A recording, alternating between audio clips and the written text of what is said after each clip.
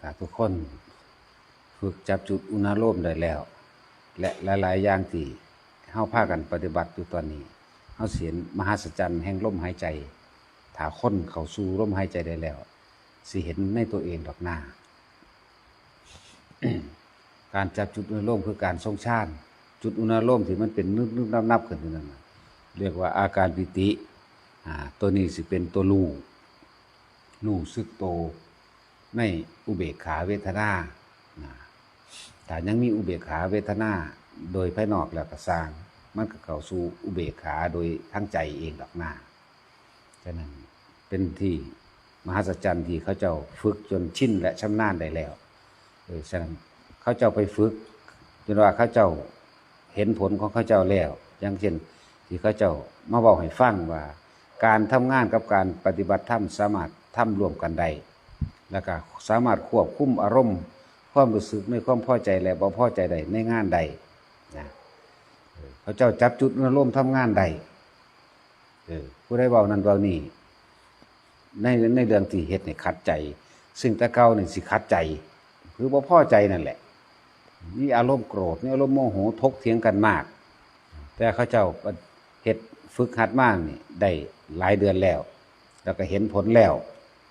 ว่าบ่มีอารมณ์ความรู้สึกในความโกรธเกรี้ยวนี่แบบลดลงหลายมันมีอยู่ตึ๊บขึ้นมาจังสิเขาเจ้าก็จับจุดอารมณ์ปั๊บดับปั๊บทันทีเลยนั่นแหละการทำงานของเขาเจ้าเพิ่นกะโดยตัวพวกเขาเจ้าปฏิบัติของเขาเจ้าเองเป็นเองน่ะเขาจะบอกให้ฟังว่าหนึ่งทำงานกับบ่เมื่อยแปลกเป็นว่าทำงานบ่เมื่อยแล้วก็อารมณ์ความรู้สึกในความฉุนเฉียวเกลี้ยวกราดเป็นคนโกรธง่ายตะกี้เดี๋ยวนี้บ่แม้นมียังกระทบกระทั่งกันรุนแรงจังสิเพิ่นก็ว่าหูท่านปั๊บโลดนะหูท่านปั๊บหยุดปั๊บทันทีเลยแล้วก็สติหรือปัญญาในการแก้ไขปัญหาเหตุการณ์การรวดเร็วขึ้นนี่คืออานิสงส์ที่เขาเจ้านำไปฝึกหัดปฏิบัติฉะนั้นก็ว่าอานาปานสติหรือลมหายใจเข้าออกมีอานิสงส์เป็นยอดเลยดับภพดับชาติก็ได้เด้ดับความรู้สึกยังก็ได้ความรู้สึกโดยทั้งภายนอกและภายในพุ่นล่ะความรู้สึกภายนอกอาการจะเกิดจากการเจ็บไข้ได้ป่วยเนาะความรู้สึกทางกายเฮ็ดไปเถอะอันพวกประเภทว่าปวดหัวหอยไม่เกรนผู้เขาเจ้าเศร้าเขาจะก็บอกว่าเศร้าขาดเลยก็มีผู้กำลังเฮ็ดผู้กำลังรู้สึกว่ามีที่ระงับมีที่ระบายลงโดยเอาความรู้สึกโดยกายนี่มาไว้ในระหว่างกลางหน้าผากหรือในกระดานหน้าผากชาวานิ่มซาขึ้นไปเบิดแล้วสามารถที่สิทุเลาเบาบางลงบางที่มันก็หายไปคำว่าหายไปในข้าวเดียวนั่นแหละพอจะจับตัวนี้ได้พับนี่อาการที่ว่าปวดหัวปวดเบ้าตาจางออกเลยเนี่ยนี่คืออานิสงส์ผลพลอยได้ของมันแต่หลักไงของเฮาคือเอาเป็นที่ระงับดับเวทนาทางใจเลยระงับดับเวทนาทางใจคือความรู้สึกพอใจและไม่พอใจนี่แหละจังว่ามหัศจรรย์แห่งลมหายใจเข้ากับลมหายใจออกเฮาบ่สนใจเรื่องนิมิตเฮาบ่สนใจเรื่องสิ่งหลอกลวงที่เขามาผ่านเฮาบ่สนใจตัวนั้น ที่จริงมันเกิดขึ้นในเบิดทุกอย่างนั่นแหละในการรู้เห็นรู้เห็นภาพต่างๆนานาสารพัดรู้เห็นพวกภพภูมิของนรกของสวรรค์ของลุกะเทวดาภูมิเทวดาพวกงูพวกนกมื้อนี้เห็นแต่ว่าเฮาบ่ให้สนใจให้มาแนบเนียนนิ่งเอาความรู้สึกทั้งกายนั่นแหละคือรู้ลมหายใจอยู่ในโพรงจมูกนี่มั้ยโพรงหูดังนี่มั้ยรู้แต่ลมเข้าลมออกแม้นอันอื่นที่แสดงปานใดก็สร้างเห็นมากมายปานใดก็สร้างได้ยินเสียงได้ดมกลิ่นนั่นกลิ่นสาบสางหรือกลิ่นหอมหรือเสียงสวดมนต์หรือเสียงเว้าแห่พร่าหรือเสียงหัวเราะโหยหวนเสียงทุกข์เสียงทรมานสารพัดเสียงทุกอย่างแต่ว่าเฮาสิระงับความรู้สึกที่บ่ให้มันเกิดความหวาดกลัวได้จังใดเฮาอย่าออกคิด อยู่ในลมหายใจนี่เองเอาตัวหนึ่งมากำกับความคิดเพื่อบ่ให้มันคิดและเอาความรู้สึกโดยลมกายในกายนั่นแหละลมก็ดีมาระงับไว้หายใจเข้าพุทโธพุทโธอยู่จังสั่นมันบ่คิดออกไปแล้วแม้นสิ่งที่ได้ยินได้ฟังได้หูรูปรสกลิ่นเสียงที่มันมากระทบนั่นก็บ่อาจสามารถที่เฮ็ดให้เฮาวันไหวได้เลยนี่แหละคำว่าอัปปนาสมาธินี่เป็นสมาธิขั้นสูงสุดในการปล่อยว่างเลยเด้คำว่าอัปปนาสมาธิเป็นจิตตั้งมั่นในความสงบหรือว่าเมื่อจิตตั้งมั่นในความสงบแล้วนี่เมื่อโลกธรรมกระทบย่อมไม่หวั่นไหวเมื่อไม่หวั่นไหวแล้วอุเบกขาคือความรู้สึกและความพอใจและไม่พอใจย่อมบ่มีแล้วก็คำว่าสมาธิบ่แม่นนั่งหลับตาเด้นั่นก็เป็นส่วนหนึ่งของการทำให้เกิดความสงบจึงเรียกว่านั่งสมาธิการเดินจงกรมก็เป็นส่วนหนึ่งของการทำให้เกิดสมาธิยืนเดินนั่งนอนอ่านหนังสือมื้อนี้หนังสือธรรมะฟังธรรมะฟังเทศน์อยู่เดี๋ยวนี้แหละคนที่ฝึกไปแล้วอยู่กับลมหายใจให้เป็นเถอะเดี๋ยวจุดระหว่างกลางหน้าผากนิ่มๆน่วงๆสิขึ้นเองดอกวิธีทำให้เกิดเฮาบ่ได้เน้นสมาธิหลับตาเด้อเฮาเน้นสมาธิมื่นตากินข้าวอยู่ก็เฮ็ดได้ย่างไปย่างมาก็เฮ็ดได้นี่เฮาเน้นตัวนี้เฮาเน้นเอาตัวสุดท้ายมันเลยจิตตั้งมั่นในความสงบอันเป็นอุเบกขาหรือจิตที่ถูกโลกธรรมกระทบแล้วจะไม่หวั่นไหวเนี่ยเฮาสิดับภพดับศาสตร์ไปเลยบ่ได้สนใจอย่างอื่นล่ะบ่ให้ไปสนใจเสียเวลาอยู่ในอันเสียงหยังอีหยังคือขนลุกขนขิ้งลุกขนงอนลุกเย็นหนาวร้อนได้กินนั่นนี่หรือไปเห็นอดีตอนาคตอีหยังก็แล้วแต่เลยแม้กระทั่งการความคิดของผู้อื่นมันสะเทือนสะท้อนเข้ามาหาเฮาก็บ่ให้ไปสนให้ถือว่านั่นเป็นของหลอกหยังหลอกเฮาออกจากความตั้งมั่นในความสงบนี่เองหลอกเฮาออกไปมีความรู้สึกกับบุคคลผู้นั้นเป็นจังซั่นบุคคลผู้นี้เป็นจังซี่เนี่ยจึงบอกว่าคำว่าสมาธิตอนนี้เฮาเน้นดับราคะความพอใจเบิดทุกอย่างเฮาบ่ให้มันมีว่าเฮาอาศัยลมนี่เองลมหายใจเข้าลมหายใจออกอยู่นี่การเดินไปตามถนนหนทางก็สร้างให้มันเกิดขึ้นได้นั่นแหละจังหวะของเฮาบ่ได้เอาเข้าลึกบ่ได้เอาชั้น4แต่เฮาสิเอาสมาธิ3นี่แหละอันตัวที่3มันนี่เฮาสิดับความรู้สึกเลยเด้ความรู้สึกในความพอใจและไม่พอใจแต่ว่าวิธีดับของมันคือเฮาก็อยู่กับลมรู้อยู่กับลมนั่นเองให้อยู่กับลมแค่นั้นเด้เป็นความคิดของกับของเองสิเกิดขึ้นก็สร้างถ้าอยู่กับลมได้แล้วมันเห็นหน้าตัวนี้แหละสิเป็นตัวรู้ตัวเห็นน่ะผู้รู้สิเป็นผู้นี่แหละเห็นความคิดนั่นผู้ถูกรู้ความคิดที่เป็นไปนั่นน่ะแม้กระทั่งเห็นผีสางนางไว้เท่าใดพวกนั้นก็สิ่งที่ถูกรู้เฮาก็รู้ของมันอยู่ซื่อๆนี่เองเมื่อเฮาบ่นำเข้ามาคิดในความพอใจแล้วบ่พอใจพบก็ดับไปทันตัวเนี่ยนั่นน่ะจึงบอกว่าสมาธิต้องเป็นผู้มีสติอยู่ตลอดบ่แม่นเผลอสติไปรับฝันแล้วเคลิ้มไปเด้บ่เอาอันนั้นถือว่าเป็นนอนรับฝันซะบ่ตั้งจากฝันเลยอันนั้นออกมาแล้วมันตื่นขึ้นมาจากสมาธิที่ว่านั่งรับตาน่ะก็สร้างออกมาแล้วนั่นมันยังคิดว่าหรือว่าอันนั้นวะหรือว่าอันนี้วะอยู่เด้อันนี้เฮาบ่เอาเฮามีสติตลอดเลยมีสติหรือมีความรู้สึกโตอยู่ตลอดเลยคือจังเฮาเห็นกันทีเดียวนี่แหละมันเห็นอันที่ว่านั่นก็ดีเห็นผีสางนางไว้เทวดาอินพรหมเห็นงูเห็นอิหยังล่ะเห็นนกเนาะจังสิมีสติตลอดเลยมีสัมปชัญญะรู้สึกตัวได้ตลอดเลยบ่แม่นไปเคลิ้มฝันเห็นเด้เห็นนี่มันก็เห็นอยู่ในของไผของมันนั่นแหละเป็นเห็นทั้งในก็สร้างให้เห็นโดยสติให้เห็นโดยรู้สึกโตบ่แม่นเห็นโดยหลับฝันไปเคลิ้มไปบัดนี้เห็นทั้งนอกเด้ก็คือตาเฮาเห็นนี่แหละเห็นทั้งที่ลืมตานี่เด้เดี๋ยวนี้บ่แม่นอันที่เว้ามานี่อันที่เมื่อนตาเห็นนี่นะมันเป็นตาเสือก็ไปรับตาเห็นซะด้วยซ้ำไปแต่จังว่าเฮาละให้เบิดเลยละนิมิตทั้งรูปทั้งเสียงทั้งกลิ่นทั้งรสทั้งสัมผัสถ้ามันละนิมิตทั้งรูปเสียงกลิ่นรสและสัมผัสแต่อารมณ์ความรู้สึกมันจะเกิดมาจากไสเพราะว่าเฮาบ่คิดเฮาอยู่ในลมก็อาศัยคำบริกรรมน้ำหนาน้ำโย